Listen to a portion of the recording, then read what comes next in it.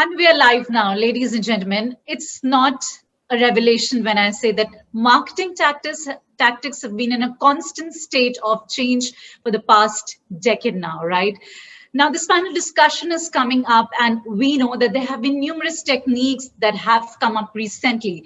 Now, that has caused a bifurcation of the marketing approaches in two parts, the old and the new marketing models. Well, the strategic way, I think, would be to go ahead by bridging the gap in an appropriate, balanced way.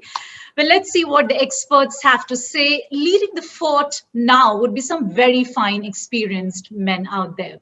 Ladies and gentlemen, let's welcome with some happy vibes, our happy chappy vibes, our panelist, Rajesh Kumar, VP Marketing UI Path, India and South Asia. Let's also welcome Mehernosh Pithawalla, the head of brand and strategic insights, Godrej and Boyce Manufacturing. Let's also welcome Siddartha Butalia, the chief marketing officer from AirAsia, India. With that, we'll also have with us Udit Jain, the CMO from Airtel Payments Bank. Well, yes, the conversations that will be brimming up would be staged and would be woven together by our session moderator, Monesh Dange, the partner and regional consulting markets leader, EY. And with that, Monesh, if you're all set, here's to you. Thank you so much, Shikha, for that energizing introduction, and really great to be here with such an august audience this morning. Maybe it's time to sort of kick off this discussion in a manner of speaking to talk about how marketing is getting transformed with the advent of implications that sustainability is having on the whole marketing stratosphere. Marketing, as we all know, has really become a important boardroom topic, in recent times.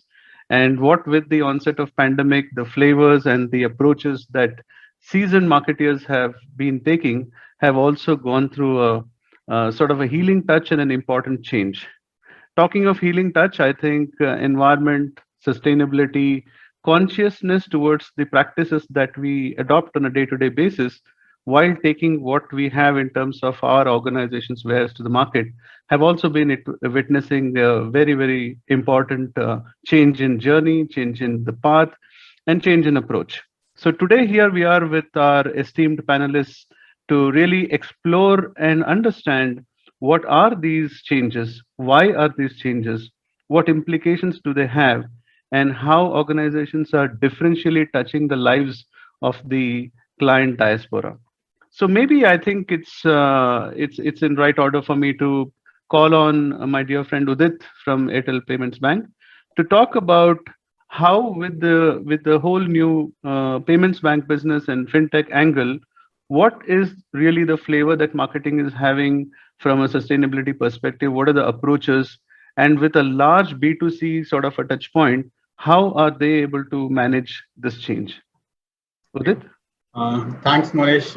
I think I really look forward to this. I would say very interesting panel discussion. I think really thanks for having me over here. I think before I actually touch on to that, Monesh, I just touch on why this let's say the piece of traditional versus sustainable marketing now suddenly coming into play, and probably getting more prominence in 2021 as compared to maybe 2010. All of us know actually, there's a massive competition with the rise in rapid consumerism, which is coming in.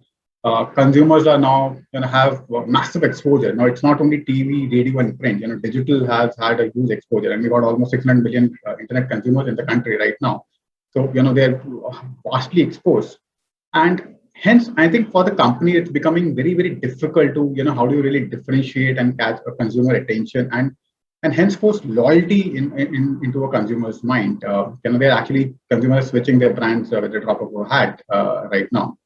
And I'll just give you a global research. According to a global research, 77% people actually say that sustainability practices play a major role in their purchase decisions. So hence, I think for a brands and let's say companies all put together, it's a shift, and it's not a basically a buzzword which we have. It's a shift in the mindset, products, I would say communication style, and for organization like us, it's actually sort of a business practice.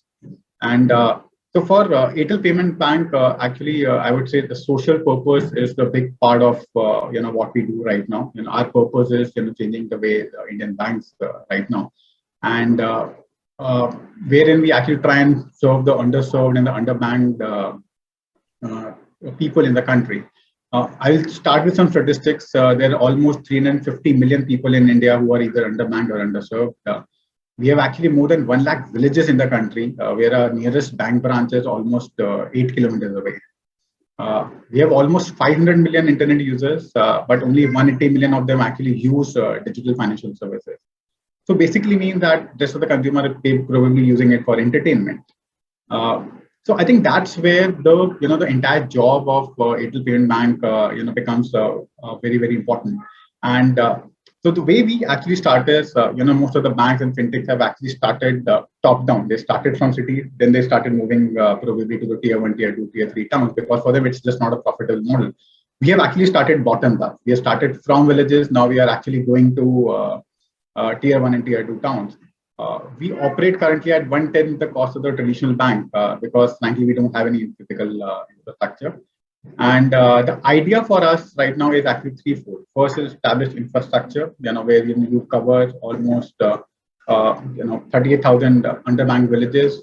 Plus, we have almost 5 lakh banking points right now, which is more than the bank branches and ATMs in the country. Give a number. The second for us in the approach is, you really make things simple for the consumer, right? Because he's a consumer who might not be very, very literate. He might not be understanding entire banking process. So how do you go and do that? The way we do it is, you can actually go to your nearest retailer. You can open an account in just 5 minutes by the use of your thumb. And the same thumb or a biometric can actually be used to withdraw or deposit cash for any financial product or open an account. And I think the third one for the consumer is, he gets the respect which he wants because he's actually going to this nearest retailer, right? So it is probably his friend or his probably an uncle. And the third thing is, once you have done the infrastructure build up, you have made the processes and journeys simple for a particular consumer. Third one, which is now the most important thing, is driving financial literacy. Because a lot of these consumers probably don't even understand what actually banking means. And for that, we are really literally tied up with NABARD, and done a lot of camps right now in their own vernacular languages. We involve a lot of local influencers like village pradhans to help drive camps for this particular thing. And one of the most important tie-up is the self-help groups. India currently has almost 22.2 million self-help groups in the country. So these are the people who are actually reaching to the last mile and the last kind of people over there. So I think for us, that's where it automatically starts, Monesh. And as I said, this is for us not marketing. This is the entire business model. Where we are actually coming in. No, this is very, very inspiring, Udit. And I was imagining all of what you're saying in a true on-field context, how this operates on the field, what's the experience the customer gets, and how all these aspects blend in together. And very valuable insights. I'd like to now sort of switch gears more to the manufacturing side. And Meher, if I can sort of call you in to talk about, efficiency from a perspective of usage of energy, water, some of these valuable resources on the planet, and how is Godrej Consumer Products looking at this? How is a level of consciousness being brought into the usage of these resources, and what's going on from your company perspective in terms of bringing in the whole sustainability angle into your marketing practices? Meher? Yeah, so thanks a lot for inviting me. I'm going to answer your question, and I think I've got a long answer to your question. So the world is increasingly dependent on companies to make sustainable choices. Companies undertake measures to decouple growth from the environmental footprint and focus on eco-friendly operations, manufacturing facilities and products with the objective of minimizing the impact of operations on nurturing biodiversity. The good part is that companies are also realizing that sustainability is actually a business opportunity, which I believe is going to fuel this moment. At Godrej and Boyce, we are actually targeting 30% of our annual sales from green products. So while the value and ease of purchase are going to be the main drivers for consumers buying decisions, sustainability is going to become a big factor. Today, more than ever before, society wants to associate with companies that are more responsible towards sustainability, specifically the Generation Z. Consumers are becoming increasingly technology savvy, and manufacturers have to be ready to offer the best sustainable technology advancements to users, thereby increase investments into their R&D. India actually has made it mandatory for manufacturing companies to control emissions from climate damaging refrigerants. For example, in our AC segment, many companies have started focusing only on inverter ACs. A major segment of electronic durables such as air conditioners, refrigerators, geysers, color televisions, etc. fall under the mandatory standards and labeling programs introduced by the Bureau of Energy Efficiency under the Ministry of Power. This has been undertaken to limit the growing electricity demand by introducing energy efficient environment and cost saving appliances. In fact, in 2001, Godrej Appliances was the first company in India to voluntarily introduce refrigerators free of CFC, HFC, as well as HCFC. Also, we were the first company in the world to produce air conditioners that have zero ozone depletion potential, that is ODP, and minimal global warming potential as well. In fact, Godrej medical refrigerators powered by GA, Godrej and Boyce is powered by the patented Sure Chill technology that are specially designed to address the key needs of providing precise cooling for temperature sensitive life-saving supplies like lab vaccines. The refrigerant we use for this system is also eco-friendly. It is a product that learns its working from nature. So its operating system can be likened to that of a frozen lake where the top layer is frozen but the bottom is alive with fish. Not just appliances, other businesses like our furniture business, which is the interior business, our primer business, our Godrej construction material handling business, and most of our other businesses are also maximizing good and green products and solutions. In fact, in the year 2020-21, there were close to around 120 products that were added to the good and green basket. And in the future, we are planning to increase this to around 130.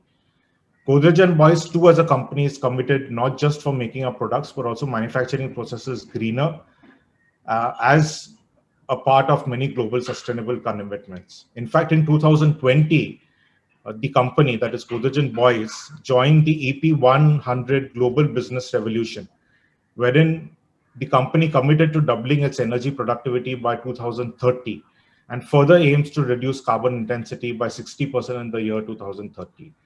So I believe that green products and solutions are here to stay. It not just saves cost for the consumer, but also a far more efficient and responsible method for manufacturing by companies. Thank you.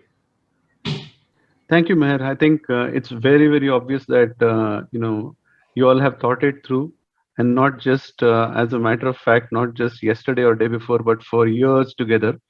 And the environmental practices that most of your products display today, I'm sure inspire your entire genre of customers to proudly and responsibly buy your products. So that's really good, great insights. Siddartha, my friend, from an AirAsia perspective, I think planes obviously guzzle a lot of fossil fuel, and in terms of how you'd like to pack your planes with passengers, and with all the first wave, second wave, everything going behind us, I think with the whole market opening up now, and you will obviously be jet setting back in business in that sense. So from a marketing practice perspective, do you really see these as inputs as you expand your operations? What are the conscience related practices, both in terms of operations as well as mostly from a marketing perspective, that you see, Siddartha, influencing your decisions and also positively influencing your customer base to make a choice in favor of AirAsia as a preferred flyer? So thanks, Monesh. It's a very interesting question. And things have changed significantly, I think, over the last year and a half or so. One thing that I believe, and I've always believed since I joined the Tata Group, it is one of the tenets that I heard actually, is that the competitive advantage that organizations have derived across the years have come from various different ownership of assets, one form or another. It's either been a product advantage at one point, or more recently, in the early 90s, 2000s, has been a technological advantage, or the ownership of technological assets, right? that has moved in some senses into the ownership of data assets. What I strongly believe is that in the long term, organizations will stand to derive a competitive advantage from the ownership of moral assets. And so responsible organizations over a period of time will gain more trust and therefore more market share, more revenue, more loyalty, and more advocacy from their consumers. And for that, it's important to be able to look at sustainability in from a long-term perspective and address what is important from a consumer point of view. We've been quite focused on that over a period of time. What we're conscious of as an industry is that the aviation industry historically has been responsible for about 2 or 3% of anthropogenic or human induced carbon emissions, right? Now, that number is a lot lower than the general perception, but it's imperative that it remains one of the top priorities for players in the aviation industry. Unlike, say, manufacturing or other transportation sectors, the emissions that are produced from aviation are an input which come to us in the form of the fuel and not an output of the manufacturing cost. So it's intrinsically linked into the cost structure of aviation. And when you look at the effect of the pandemic, for example, the reduced load factors mean automatically that the emissions that you're generating at a per passenger level or a per revenue kilometer level increase significantly.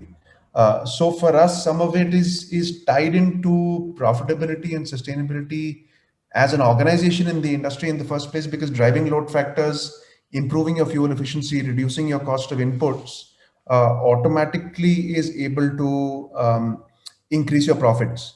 At the same time, what becomes important is how do you ensure that if your focus is on those aspects, then those are the aspects that matter to a consumer also. Consumers usually don't care about fuel efficiency. But what consumers care about, if you're investing so much into, as an organization, into fuel efficiency, is about your carbon footprint. And interestingly, we recently finished our materiality matrix in India.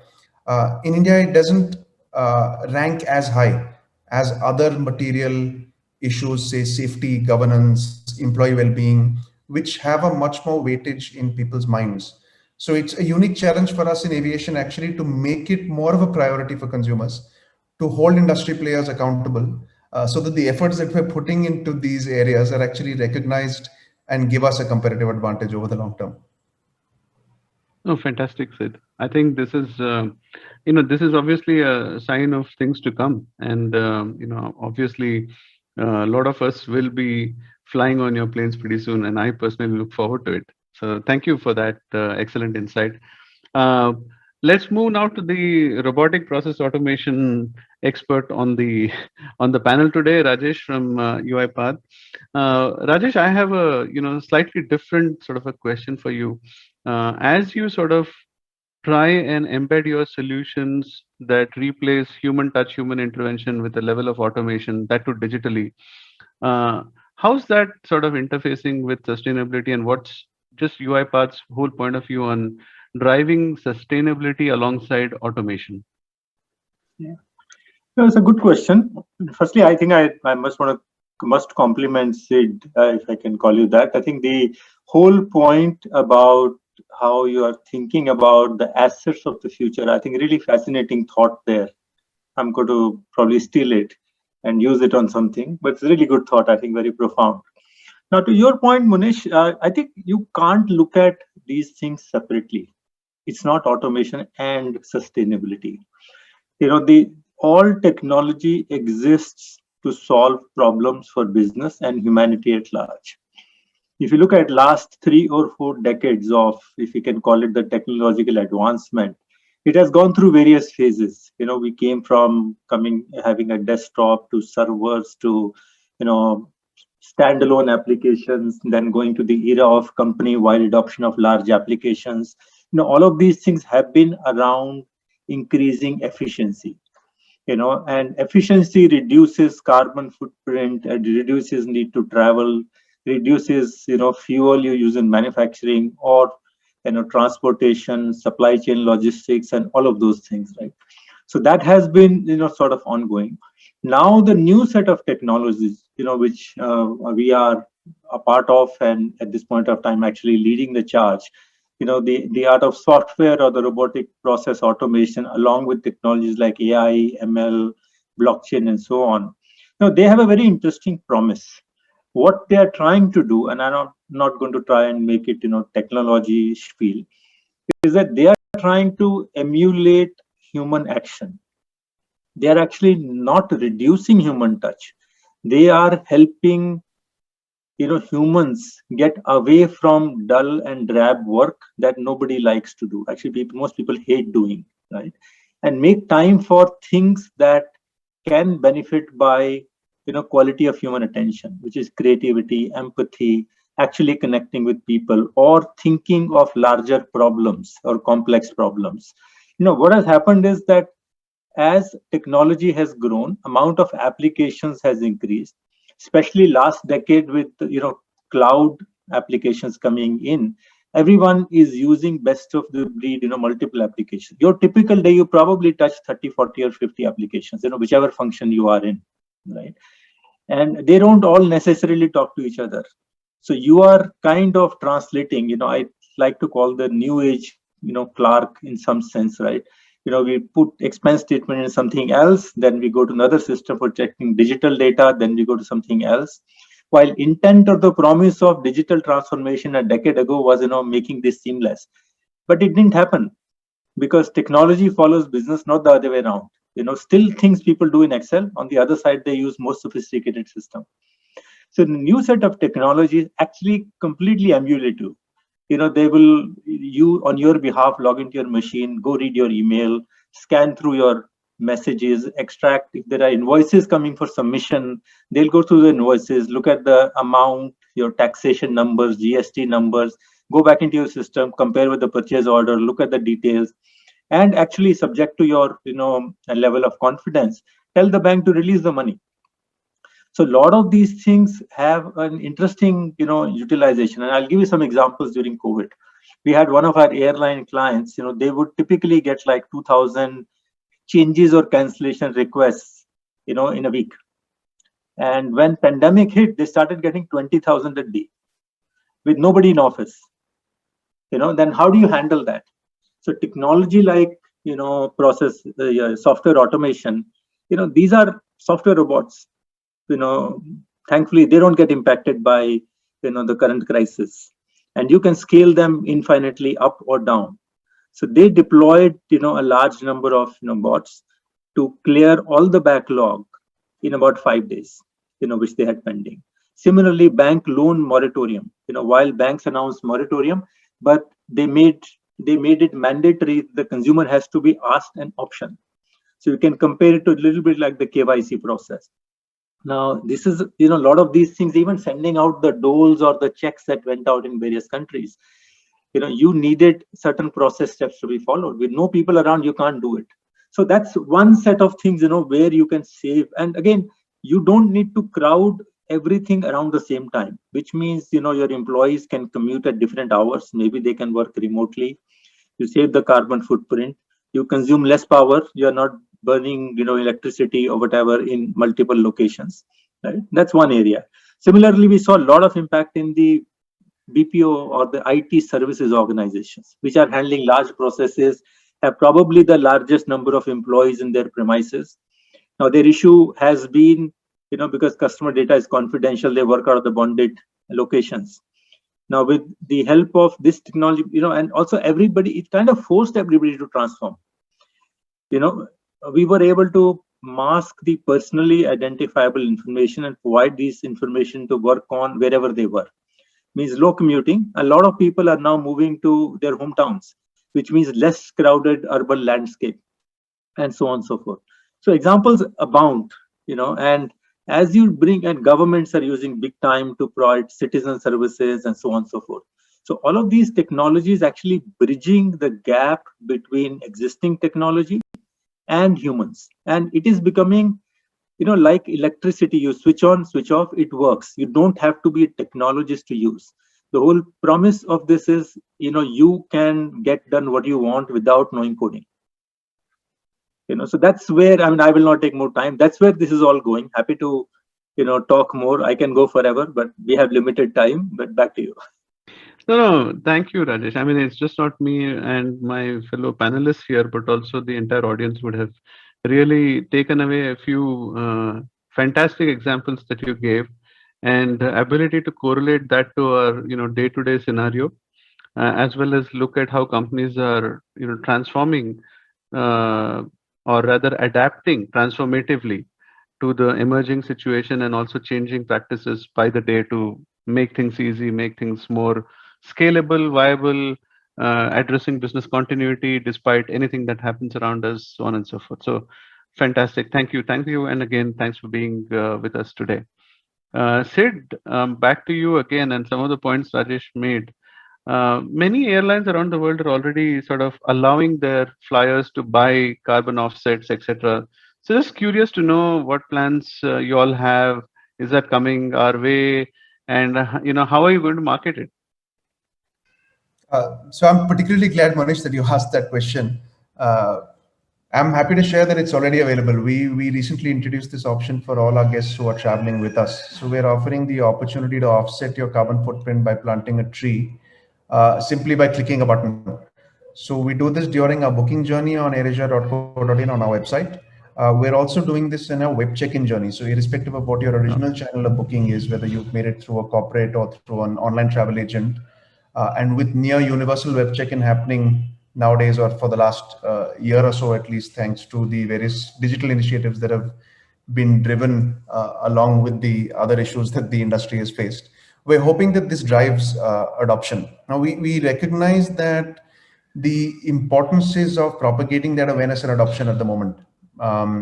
So what we have actually done is, in celebration of our 7th anniversary, which happened last week as AirAsia India, as an airline in India, and Tata Sustainability Month through the month of June, we're actually offering all the guests who are booking on our website the opportunity to do this for free.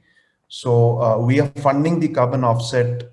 It's a token 1 rupee cost, so that you can click the button. And I believe we're the first to do that in India, and probably I haven't heard of any airline doing that on a complimentary basis. Obviously, this is a trial that we want to do to be able to drive adoption. And we're doing this trial because, and investing this amount because we're cognizant that globally voluntary offset schemes, which have been offered to guests for about a decade or so, have typically a take-up rate of only about 1%. So only about 1% of travelers actually opt to pay for a carbon offset. Even the likes of a British Airways, which was probably the first airline globally to start offsetting carbon with the passengers, in their early years recorded a carbon offset of about 3.6%. In Asia, I think Cathay Pacific was the first airline to offer it. When they did, it was similar. The take-up rate was around 1%. And then they introduced, in fact, for the first 3 months, they said that they will match passenger contributions. But even that didn't drive it to a significant amount. So what we're actually saying is, we want people to get used to the fact that you can offset your carbon without it pinching your wallet, because we recognize that it's operating in a very price-sensitive market. And then get into a space where we're able to actually drive adoption. And that's where, in a slightly different place, like I responded last time as well, to the material issues that there are with Indian consumers. We under-index on some of the key variables of correlation between customer adoption of carbon offsetting. So customers, for example, are more likely to offset their carbon if they're less price sensitive. Loyalty customers are more likely to offset their carbon of frequent flyers. And most of the airlines in India don't have a loyalty base. Right? Business class guests are more likely to offset their carbon. Now, of course, it's equally arguable that business class guests, actually the amount of carbon offsetting they're doing is nowhere close to what they need to do, because an economy class guest actually has a lot less of a carbon footprint than a business class guest. Interestingly, women tend to offset by about 12% more purchase offsets than men. And the proportion of women flyers in India is also lower than it is internationally. So because of all these reasons, we think it's important to first drive adoption by getting people used to that concept. And then making it imperative that consumers begin to hold organizations accountable for that, and drive the same requirements from organizations, at the same time being aware that the offsetting itself is not the solution. I don't think that we can, just by saying that we're offsetting the carbon, transfer the guilt onto the consumer and say that there is nothing the industry needs to do. I think it remains imperative that the rest of the initiatives that we do, we continue to do, but drive the awareness and the adoption through offering this to consumers. So I'm glad. I'm hoping it's early days, but I'm hoping that it does increase adoption and take up across the industry. No, thank you, sir. Thanks for being a front runner on this. And as you rightly said, unless there is a drive to increase adoption, you're not going to be able to positively influence the conscience level of the flyers in that sense. So it's not just innovative, but a very useful way of seeding these things early on, and hopefully this will really get to not just be a trend, but translate into having a positive impact on the environment as well. Thank you so much for that. Talking of that, I just like to rope Udit back again into the conversation, more from taking a cue from what Sid also said, social purpose. And I'm just recollecting that if I connect social purpose to Airtel Payments Bank's business model itself, I mean, I personally see that there is a lot of connect between that. And if you were to take a marketing point of view on how is social purpose connected with your business model, I think the audience and us will be very much benefited from that to that. So any thoughts? Yeah. Thanks, Monesh. I really like how you're actually shifting between I think carbon footprints, sustainability, environmental practices to a social cause. I think all these are part of different elements of let's say sustainable marketing is in a marketer's language. And one of the things which I think Sid mentioned was about how these carbon credits or something is all about a sort of behavioral change which you're trying to bring in a consumer's mind. So maybe only 2 or 3% adoption is there currently, but I think over a period of time people get used to it and start seeing it as a radical change which will come in the airlines. I think similar to that is something which Airtel Payments Bank is also trying to do. It's driving social inclusion or a financial inclusion is actually a behavioral change. It's not going to happen overnight, and hence for that, what we have actually done is our products and services are radically different from let's say what is actually available in the market, because what we realized once we went to the market is even though you have now put up infrastructure, you have now driven education, but the current products and services, are actually terribly suited for this kind of a consumer, who is has probably no understanding of financial services, and probably I think he or she does not even feel a need for a financial services. Okay, so I think from that point of view, it's a different. And just to give you an example, what has actually happened is most of the banks actually rolled out their national products to people in their villages, and this simply just doesn't fit in, because let's take an example. Can a consumer who is probably in a tier 6 village can give you a minimum average balance of 5,000 rupees? He probably does not even have 5,000 rupees to give it to you, or account opening fees of 200 rupees. So I think that one size fit all strategy actually didn't work, and we realized this pretty early on, and we realized that you probably need to now change your entire business model and your product portfolio based on what the consumer actually needs over here. Just to give an example, we rolled out a Bharosa account, which actually promotes small savings, of 200 rupees or 300 rupees by just giving 5 lakh rupees insurance to the consumer. So we are actually giving him sort of a gratification in lieu of promoting small savings for him.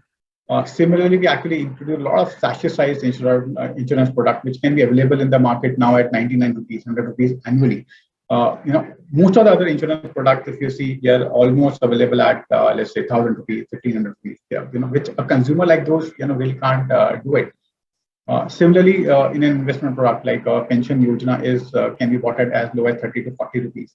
So I think these are the kind of things which we have done from a marketing perspective. I would say rather product perspective, to bring about a behavior change. And what I realized, Monesh, is this is a very, very long road ahead on this one. Behavioral change actually is a matter of maybe years, if not decades, which is probably happening. And hence, for us, this business model definitely is sustainable.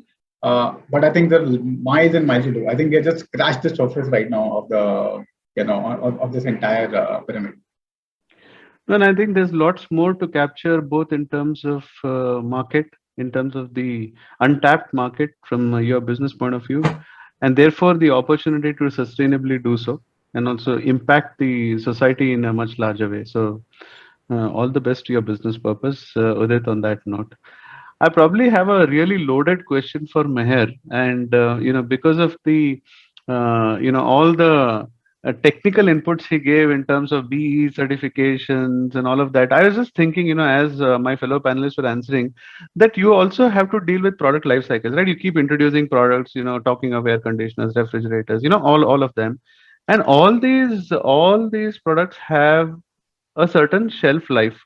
And if you connect sustainability to shelf life, there's a life the asset has. It gets used, it gets repaired within its life. And then at the backside, your company is innovating continuously to improve, make products better, etc., which means you're also having a product replacement strategy in the market. So is there some connection between, or is there some sense of responsibility going in from your company's R&D division to see how can products live longer, attract less repair, and therefore not have wastage of products that typically can't be easily recycled? And how are you sort of embedding these sustainability practices in that side of your business and making your consumers aware of these options, and therefore help your products live a longer life, your company's brand being even more at a greater level, enhancing those aspects, and all of that being taken into total consideration. So Meher, I'm really keen to understand sort of Godrej's point of view on some of these matters, and I'm sure the audience will also tremendously benefit from your wisdom on this area. Sorry, long answer. Yeah, Hoping thanks. that because you gave a long answer to my first question, so I'm really hoping that this one will not be as long. No, no, I just want to you be got fair to back the to me. audience. I think it got back to me with a very loaded and a very, very long question. So I'm not going to give it back to you. My answer is going to be very short and sweet. Sure, Meher, go ahead. The purchase of appliances or furniture has actually always been a well thought out decision, as the investment for products is significantly high. So while technology improvements are always moving at the pace of lightning, functionality and durability should remain at the core of every product that we sell. So our appliances such as washing machines and refrigerators are built to last. And the wide service network that we have, along with timely replacement and upgradation of parts, is needed. So we are also heavily concentrated on creating products with higher energy efficiency rating in line with the BE guidelines, so that in the long run, energy efficiency products result in less power consumption and take pressure off the energy grid and keep the planet healthy. Our furniture business too, we design kitchen solutions to have longevity and bolster all the products, including home furniture and service post warranty, to give our consumers the best value for money. So all the products that we are currently manufacture, we make sure that we've got the service backup in order to cater to all of these that we are marketing. Thank you. Thank you, Meher. So I think probably just a last question, over here.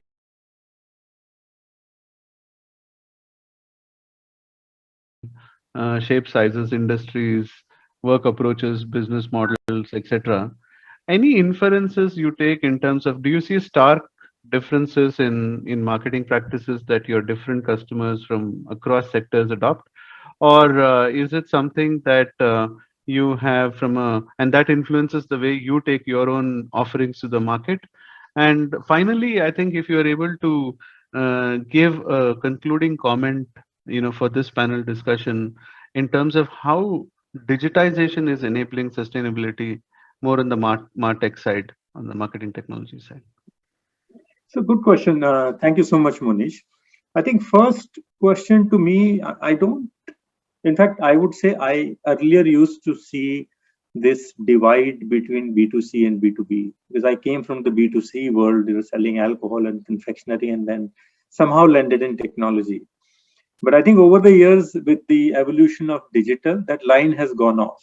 I mean, you can pretty much do what you do in consumer marketing in B2B, and consumer marketing today you can measure as efficiently as you could measure B2B, right?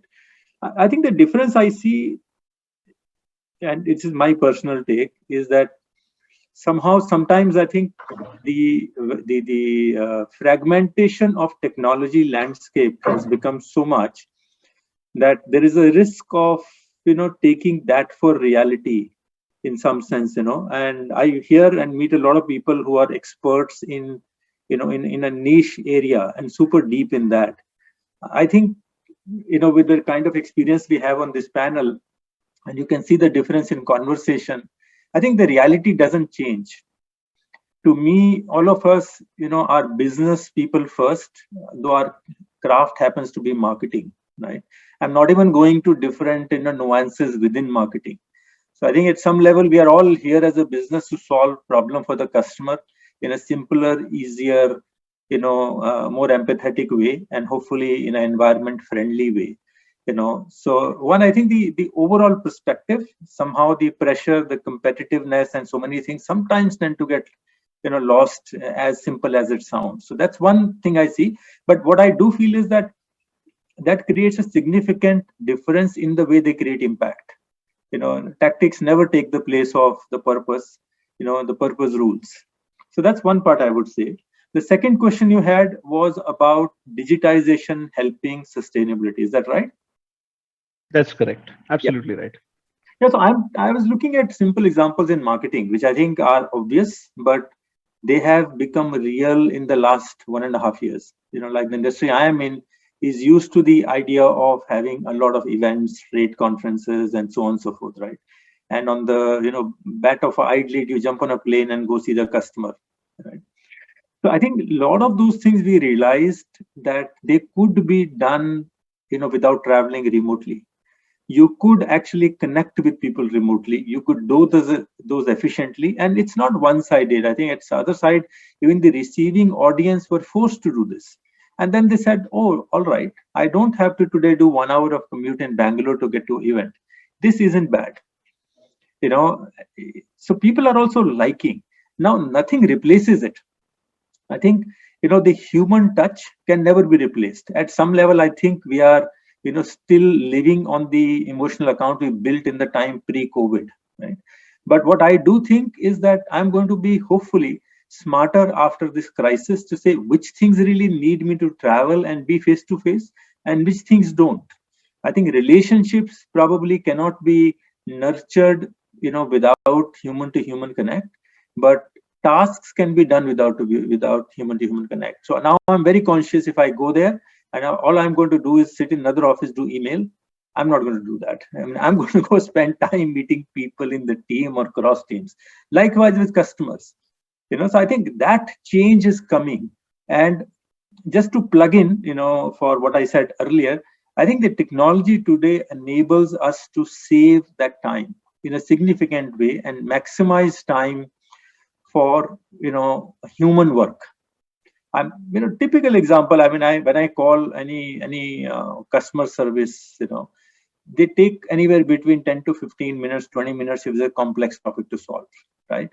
Out of that 18 minutes, they're struggling with the system at the back end. Today, these set of technologies can, on their behalf, run through various systems, provide them at the touch of a button. The bot can do it. And instead of that 20 minutes, 18 minutes struggling on the system, 2 minutes talking to you, they can talk to you for 5 minutes. The rest can get done in a minute, and they can still get done in 6 minutes. You're suddenly creating time for a lot more conversations, a lot more work, a lot more efficiently. So, a lot of those things abound. But my humble summation is, for everyone not to wear the hat of technology, but wear the hat from a consumer or a marketer. I think role of marketer is critical to bring this reality in organizations, because all data is actually very, very, very cruel. It says marketers are the last word of technology, among all functions. So I will request, take the charter and, drive it forward on customer experience and value to customer, and harness all these, to the benefit. Thank you. Lovely conversation. Lovely conversation. Thank you all for making your time today. And I think, just like I have enjoyed every bit of this conversation, so I'm sure the audience too has. I am going to quickly hand it over to Shikha with just 3 words. Happy sustainable marketing to all of you. Shikha, over to you.